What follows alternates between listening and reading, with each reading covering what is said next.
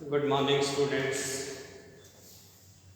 आप सभी को सबसे पहले नए साल की शुभकामनाएं। नया साल आप सभी के लिए और आपके परिवार के लिए मंगलमय हो। डियर स्टूडेंट्स, आज हम एक नया टॉपिक इंटीग्रल कैलकुलस प्रारंभ करने जा रहे हैं। इंटीग्रल कैलकुलस यानी कि समाकलन कैलकुलस, और इसमें भी जो पहला चैप्टर हम प्रारंभ करने जा रहे हैं वो है beta and gamma function.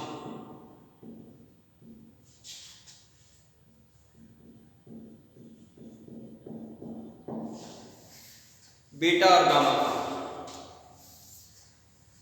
Integral calculus के लिए हमारे सिलेबस के अकॉर्डिंग आप नवकार प्रकाशन अजमेर की बुक है जिसके ऑथर हैं मिस्टर गोखरू, वो परचेज कर सकते हैं। जयपुर पब्लिशिंग हाउस से बंसल साहब की बुक है, उसे आप रख सकते हैं। इसके बिना आरबीडी की तरफ से कौर सिंह और मेरे लिखे हुए समाकलन गणित है, आप उसे भी परचेज कर सकते हैं।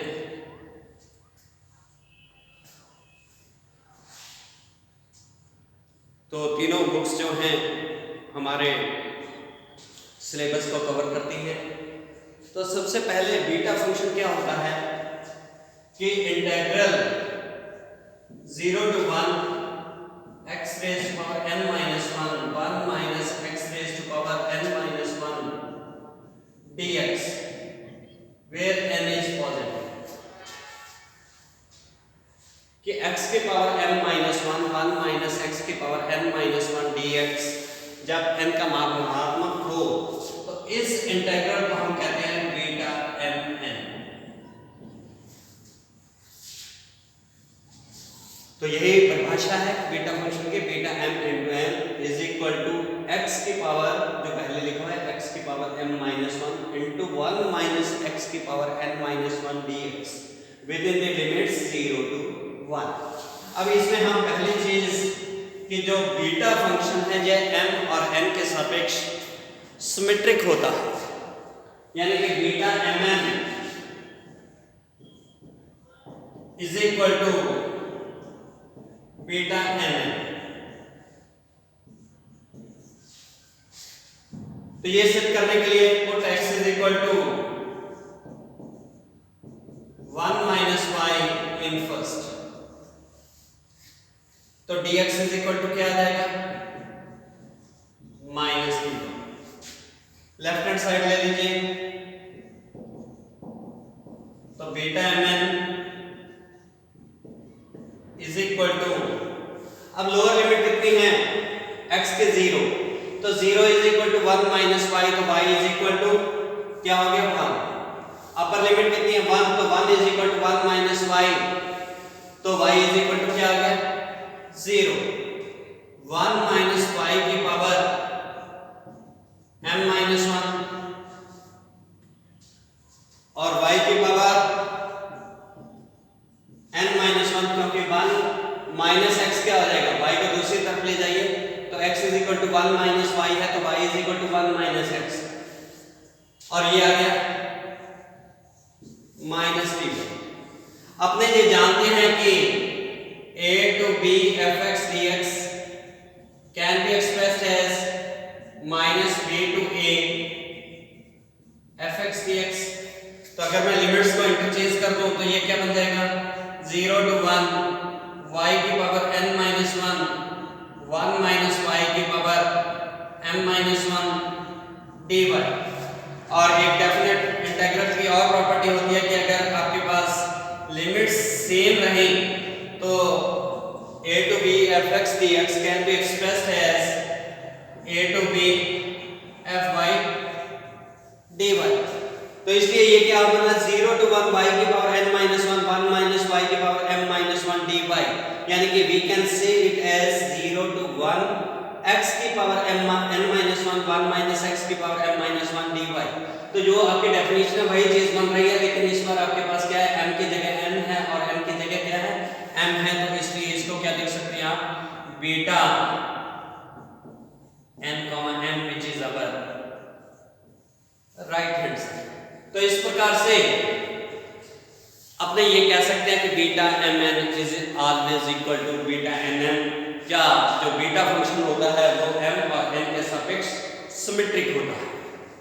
सेकंड रेफरेंस रिलेशन हमें सिद्ध करना है कि beta M N can be expressed as 0 to infinity x की power n minus 1 1 plus x की power m plus n dx। दूसरा रिजल्ट बीटा फंक्शन के लिए हमें सिद्ध करना है कि beta mn is equal to 0 to infinity x की power n minus 1 upon 1 plus x की power m plus n dx। अब इसे सिद्ध करने के लिए फिर से मैं सब्स्टिट्यूशन करता हूं कि put x is equal to y upon 1 plus y in first। put x is equal to y upon 1 plus y in equation first. जो आपने बीटा फंक्शन की परिभाषा लिखी थी कि beta mn is equal to x की power n minus 1 1 minus x की power n minus 1 dx within the limits 0 to 1। तो ये x is equal to y upon d 1 plus y है, तो dx क्या आएगा, कोशेंट रूल से differentiate कर दीजिए, 1 plus y का square 1 plus y dy minus y into dy, तो ये बन गया आपके पास dy upon 1 plus y का स्क्वायर। तो left hand side beta mn is equal to क्या बना आपके पास, x y upon 1 plus y की power n minus 1 minus x 1 minus y upon into dy 1 plus y का स्क्वायर। अब limits देखिए, x की लोअर लिमिट कितनी है, फर्स्ट में 0, तो 0 is equal to y upon 1 plus y, तो y इज इक्वल टू 0, तो लोअर लिमिट आपके पास 0 की 0 ही रहेगी।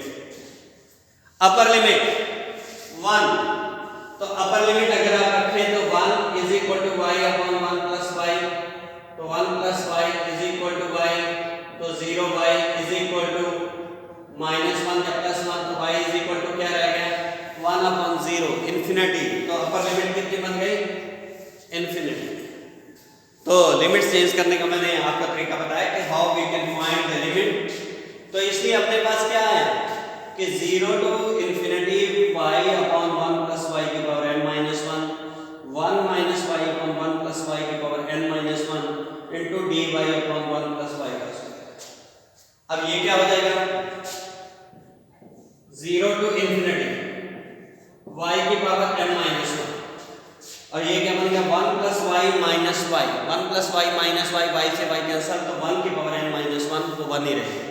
डिनोमिनेटर कितना बना, 1 प्लस y की पावर m माइनस 1, या बना 1 प्लस y की पावर n माइनस 1, तो ये बना आपके पास 1 प्लस y की power m minus 1 plus n minus 1 plus 2 dy, और which is equal to 0 to infinity y की power m minus 1 upon 1 plus y की power m plus n dy। और जैसे मैंने पहले कहा डेफिनेट इंटीग्रल का रिजल्ट है कि a to b fx dx can be expressed as a to b fy dy, तो we can say this as 0 to infinity x की power m minus 1 upon 1 plus x की power m plus n dx which is our right hand side। तो इस प्रकार से दूसरा recurrence relation भी मैंने बीटा फंक्शन के लिए सिद्ध किया कि beta mn can be expressed as 0 to infinity x की power n minus 1 upon 1 plus x की power m plus n dx। अब थर्ड रिकरेंस रिलेशन कि सिद्ध कीजिए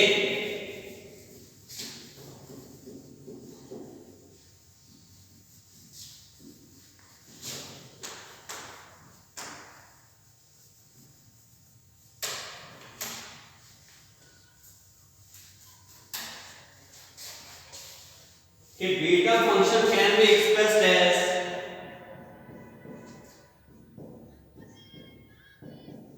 बहुत इंपॉर्टेंट रिजल्ट है beta mn is equal to twice of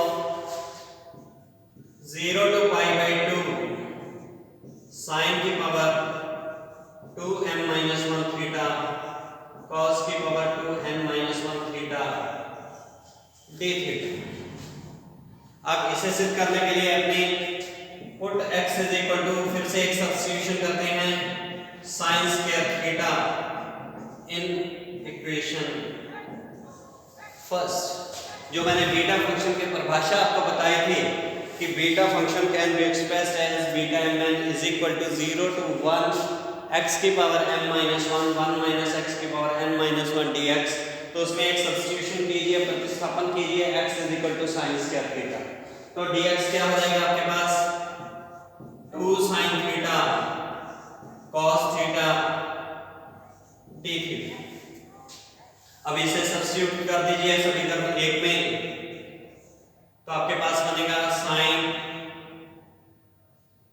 square theta की power m minus 1 1 minus sin square theta की power n minus 1 into 2 sin theta cos theta d theta. अब limits देखिए, limit क्या बनेगी, x की lower limit कितनी है हमारी 0, तो 0 is equal to sin square theta, तो sin थीटा 0, sin थीटा कब 0 होता है जब थीटा इज इक्वल टू 0।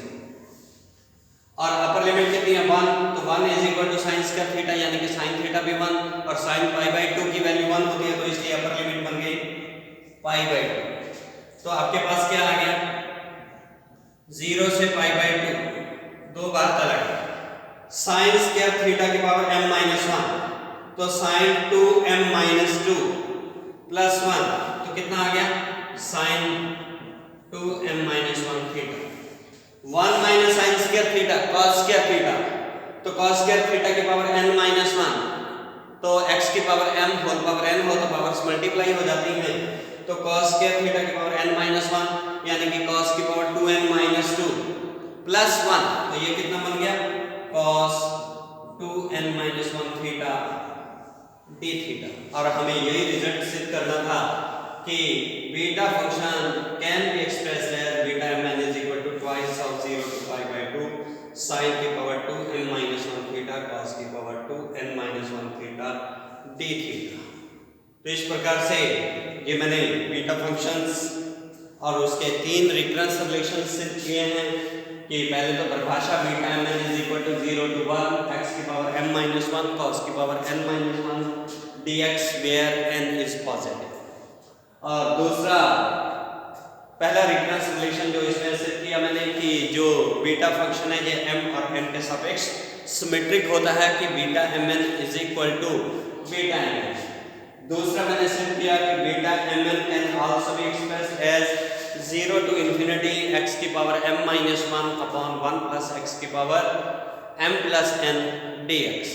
और तीसरा अगर ट्रिग्नोमेट्रिक वैल्यूज हो तो मैंने बीटा फंक्शन को परिभाषित किया है beta mn is equal to twice of 0 to pi by 2 sin की power 2m minus 1 theta cos की power 2n minus 1 theta d theta. तो इस प्रकार से ये बीटा फंक्शन है, आगे इनके कुछ प्रॉब्लम्स करेंगे, लेकिन उससे पहले एक और फंक्शन हम जिसे हम गामा फंक्शन कहते हैं उसकी स्टडी करेंगे, वो कल करेंगे। Thank you very much.